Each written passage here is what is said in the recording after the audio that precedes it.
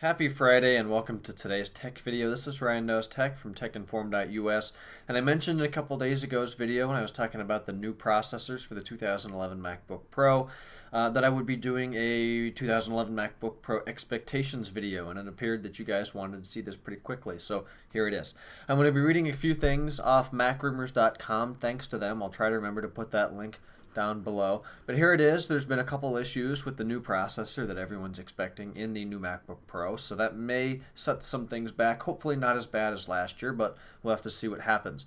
So the first thing we should talk about, let's dive right into those processors. The video that I made last week, or maybe it was, I guess, earlier this week, was stating that the processors will probably be the Intel Sandy Bridge series of the i-series processors. It'll be an i3 at 2.1 gigahertz, an i5 at 2.3, 2.5, or 2.6 gigahertz, and then a Core i7 at about 2.7 gigahertz. So that's a really nice processor lineup. I don't know if they're going to have so many options for the i5. I think like a 2.1 i3, a 2.3 and a 2.6 i5. They don't need the 2.5 and the 2.6, and then the 2.7 i7 would be good.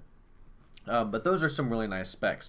And a user asked me, hi to whoever that was, I'm sorry I don't remember the name. They asked me if the 2.1 gigahertz Core i3 is going to be faster or slower than a 2.6 Core 2 Duo. And the i-series chips are better architecturally and better designed than the old Core 2 Duo chips.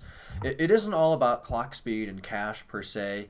A 2.1 i3 and a 2.6 Core 2 Duo, I think, would be very close. I'm not going to make a call. I'm not really familiar. I haven't used for extended periods of time any of the Intel Core i-series processors. I've had 3 computers with Core 2 Duos. I've got a Core Duo, old Pentiums way back in the day, and then some AMD Tyrions back in the day. So I would say that the 2.6 would be a little faster than the 2.1, but again, that's comparing the current high-end MacBook Pro to the next generation, presumably low-end MacBook Pro, which you'd expect.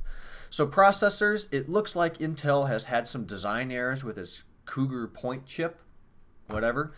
And it's not going to be real big. It's not going to set it back months like it did last time. I remember for 2 to 3 months earlier in the year in 2010, everybody was talking about when are the new MacBook Pros coming? When should I buy one? Is this a good time? Well, with Apple, unfortunately, there's never an amazing time to buy a product because pretty much everything is on a yearly update cycle.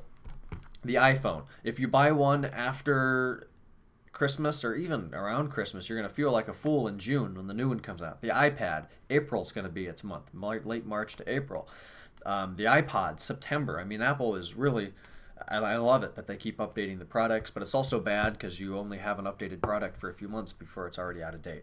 But this design error, I guess that's what they're calling it, is going to push it back maybe a few weeks. According to Intel, they're going to be releasing these chips to buy on February 20th, which is not at all far away. That's 9 days. So if they're releasing them to the public February 20th, chances are they are available to Apple and companies like that, and they have been. They could have had them months ago. Who knows?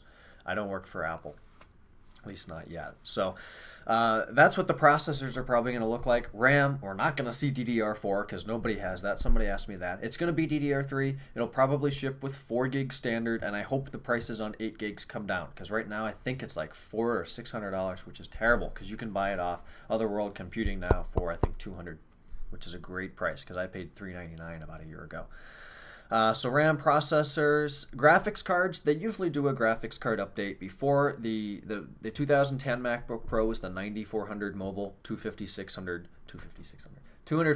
megs of RAM. Right now it is the NVIDIA 320M, 256 megs of RAM. It'll probably be another mobile NVIDIA chip.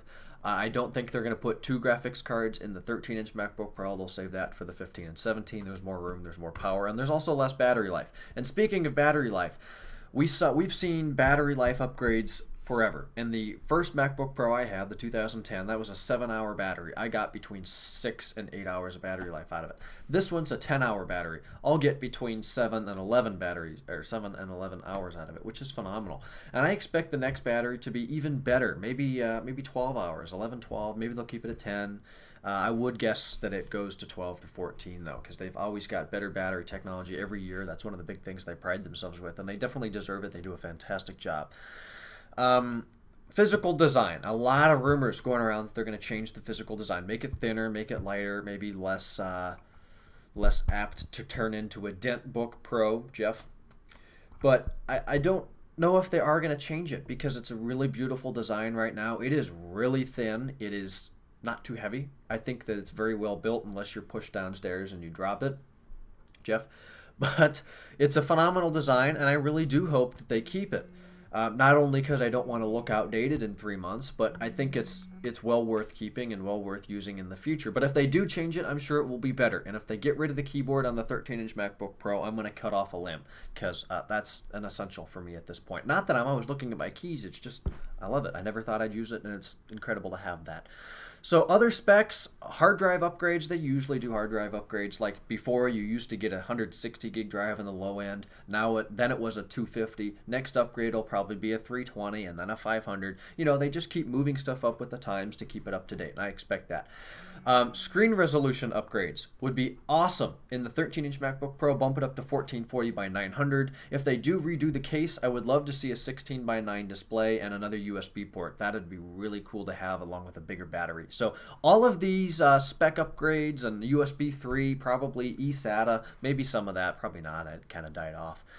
I'm expecting this, I would say, late this month into March or into April, because last year it was April. So I would target March as your month. And if you're trying to buy one right now, you want to buy one soon, don't, because you'll feel like an absolute idiot when the new ones come out. Trust me.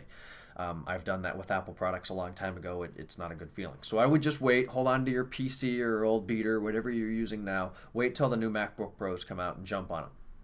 iMacs, we'll make a video about iMacs and MacBooks and the Airs later. I know there's some talk going around about a Sandy Bridge update in the MacBook Air. I think they're just going to wait till next year. They just redid the MacBook Air a few months ago. So we'll see where this goes, but I'm excited for it. Am I getting one? I doubt it. I really don't think I need it for as much time as I have and spend on the computer anymore. I don't know how much it would benefit me, but I am going to look into it and consider how much it costs. Prices, that's another thing we should touch on.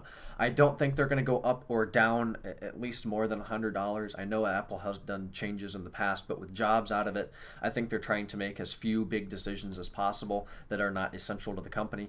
And with inflation and the high prices already, I think it's going to be enough discount or upgrade in prices and downgrading the quantity to leave it where it is. So again, we'll see where that happens. When we hear any more news or when they are released, I will make a video about it on this channel, so stick around. Or in the meantime, go ahead and check out our site. It's techinform.us. My personal Twitter is twitter.com/JamesRSchultz. The business Twitter for TechInform is twitter.com/TechInformUs. And then you can catch me live every Tuesday night between 8 and 9 p.m. Eastern Time on ustream.tv/user/TechInformUs. So have a fantastic weekend, and I'll talk to you guys next week. Bye-bye.